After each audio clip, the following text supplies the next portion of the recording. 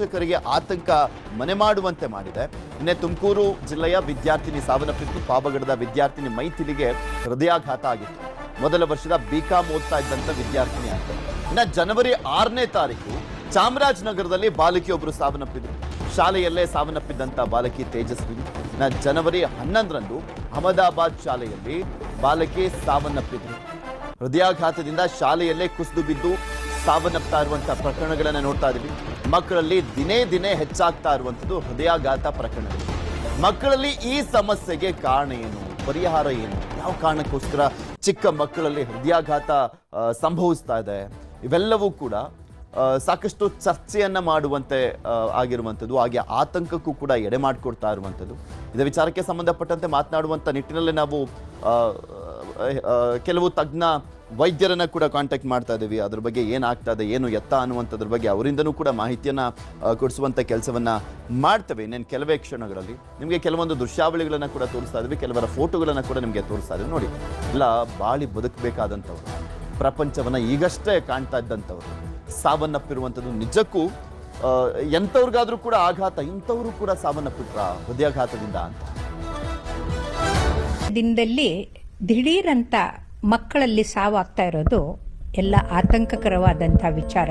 ಈ ದಿಢೀರಂತ ಸಾವು ಬರೋಕ್ಕೆ ಕಾರಣ ಏನು ಅಂದರೆ, ಕಾಯಿಲೆ ಬಂದು ಹಾಸಿಗೆ ಹಿಡ್ಕೊಂಡು ಮಲಗಿ ಮಗು ಸತ್ತರೆ ಅದು ಏನು ಅಂತ ಕಾರಣ ಗೊತ್ತಿರುತ್ತೆ, ಟ್ರೀಟ್ಮೆಂಟ್ ಕೊಡ್ತಾ ಇರ್ತೀವಿ.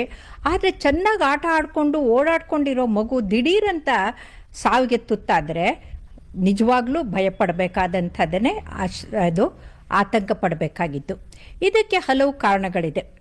ಅಂದರೆ ತಾಯಿ ಹೊಟ್ಟೆಯಲ್ಲಿದ್ದಾಗಲೇ ಏನಾದರೂ ಅದಕ್ಕೆ ತೊಂದರೆ ಆದರೆ ಮಗು ಹುಟ್ಟುತ್ತಾ ಸಾಯುತ್ತೆ, ಅದಕ್ಕೆ ಸ್ಟಿಲ್ ಬರ್ತ್ ಅಂತೀವಿ. ಅಥವಾ ಹುಟ್ಟಿದ ಮೇಲೆ ಅದು 1 ವರ್ಷ ಹುಟ್ಟಿದ ಹಬ್ಬ ಆಚರಿಸ್ದೇ ಸತ್ತರೆ ಅದಕ್ಕೆ ಹೃದಯದ ಕಾಯಿಲೆ ಇರುತ್ತೆ, ಕಂಜನೈಟಲ್ ಹಾರ್ಟ್ ಡಿಸೀಸ್ ಅಂತೀವಿ. ಅದರಲ್ಲೂ ಮಹಾಧಮನಿಗೆ ಹೋಗುವಂಥ ಬಾಗಿಲು ಮುಚ್ಕೊಂಡಿದ್ರೆ ಅದು ಹೈಡ್ರಾಸ್ ಫೀಟಾಲಿಸ್ ಅಂತ ಆಲ್ಮೋಸ್ಟ್ 100% ಡೆತ್ತು ನಾವು ಇಂಟರ್ವೇನ್ ಮಾಡದೇ ಇದ್ರೆ. ಇನ್ನು ಮಕ್ಕಳು ದೊಡ್ಡದಾದ್ಮೇಲೆ ಶಾಲೆಗೆ ಹೋಗೋ ಸಮಯದಲ್ಲಿ ದಿಢೀರಂತ ಆದರೆ ಇದಕ್ಕೆ ಕಂಡಕ್ಟಿಂಗ್ ಸಿಸ್ಟಮ್, ಅಂದರೆ ಹೇಗೆ ನಮ್ಮ ಮನೆಯಲ್ಲಿ ನೀರು ಸರಬರಾಜು ಮಾಡೋಕ್ಕೆ ನಲ್ಲಿ ಇರುತ್ತೆ, ಕರೆಂಟಿಗೆ ವೈರ್ ಇರುತ್ತೆ, ಹಾಗಾಗಿ ಆ ಕಂಡಕ್ಟಿಂಗ್ ಸಿಸ್ಟಮು ಲೈಟ್ಗೆ ಅಂದರೆ ನಮ್ಮ ಹೃದಯದ ಮಿಡಿತಕ್ಕೆ ಬೇಕಾಗುವಂಥ ಕಂಡಕ್ಟಿಂಗ್ ಸಿಸ್ಟಮ್ನಲ್ಲಿ ಏನಾದರೂ ಅಬ್ನಾರ್ಮಲಿಟಿ ಇದ್ದರೆ ಆ ಇದ್ದಕ್ಕಿದ್ದಂಗೆ ಹೃದಯದ ಮಿಡಿತ 200-300ಕ್ಕೆ ಹೊಟ್ಟೋಗ್ಬಿಟ್ಟು ಆ ಮಗು ಕುಸಿದು ಬೀಳುತ್ತೆ. ಇಲ್ಲಾಂದರೆ ಇದ್ದಕ್ಕಿದ್ದಂಗೆ ಹಾರ್ಟ್ ಬೀಟಿಂಗ್ ನಿಂತು ಹೋಗ್ಬಿಟ್ಟು ಕಾರ್ಡಿಯಾಕ್ ಅರೆಸ್ಟ್ ಆಗಿ ಆ ಮಗು ಸಾಯ್ಬೋದು. ಇದಕ್ಕೆ ಹಲವು ಕಾರಣಗಳಿದೆ. ಅದರಲ್ಲೂ ಮುಖ್ಯವಾಗಿ ಮಕ್ಕಳಿಗೆ ಆನುವಂಶಿಕವಾಗಿ ಬರುವಂಥ ಕಾಯಿಲೆ, ಅಂದರೆ ತಂದೆ ತಾಯಿಗಳಿಂದ ಬರುವಂಥ ಕಾಯಿಲೆ, ಅದಕ್ಕೆ ನಾವು ಅಟ್ರೋಫಿಕ್ ಆಬ್ಸ್ಟ್ರಕ್ಟಿವ್ ಕಾರ್ಡಿಯೋಮಯೋಪತಿ ಅಂತೀವಿ. ಅಂದರೆ ಇಡೀ ಹೃದಯದ ಗೋಡೆ ಮತ್ತು ಮಧ್ಯದಲ್ಲಿರುವಂಥ ಸೆಪ್ಟಮು ಅಂತಂದರೆ ಪಾರ್ಟಿಷನ್ನು ಅದು ಕೂಡ ದಪ್ಪಗಾಗಿ ಹೋಗ್ಬಿಟ್ಟಿರುತ್ತೆ.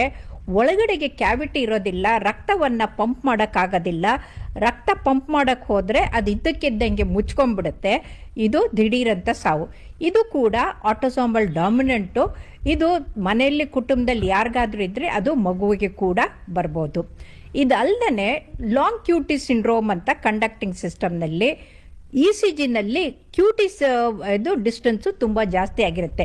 ಅಂಥ ಮಕ್ಕಳಿಗೆ ಫೋನ್ ಕೇಳಿದಾಗ, ಶಬ್ದ ಕೇಳಿದಾಗ, ಡೋರ್ ಬೆಲ್ ಆದಾಗ, ಇದ್ದಕ್ಕಿದ್ದಂಗೆ ಶಬ್ದ ಬಂದಾಗ ಭಯ ಪಟ್ಕೊಂಡ್ಬಿಟ್ಟು ಹೃದಯದ ಮಿಡ್ತ ಟಾರ್ಸೆಡ್ಗೆ ಹೊಟ್ಟೋಗ್ಬಿಟ್ಟು ಅದು 200-300ಕ್ಕೆ ಹೋಗ್ಬಿಟ್ಟು ಆಮೇಲೆ ಸಡನ್ಲಿ ನಿಂತು ಹೋಗುತ್ತೆ. ಅದಕ್ಕೆ ಹೃದಯ ಸ್ತಂಭನ ಅಂತ ಅಂತೀವಿ.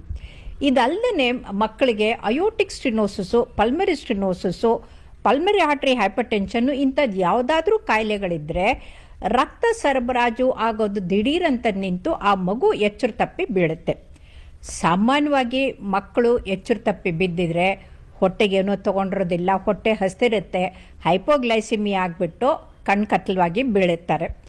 ಎರಡನೇದು, ಮೈಯಲ್ಲಿ ರಕ್ತಹೀನತೆ ಇದ್ದರೆ ಆ ರಕ್ತಹೀನತೆಯಿಂದ ಅವ್ರಿಗೆ ಕತ್ತಲು ಬಂದು ತಲೆ ಸುತ್ತು ಬಂದು ಬೀಳ್ತಾರೆ.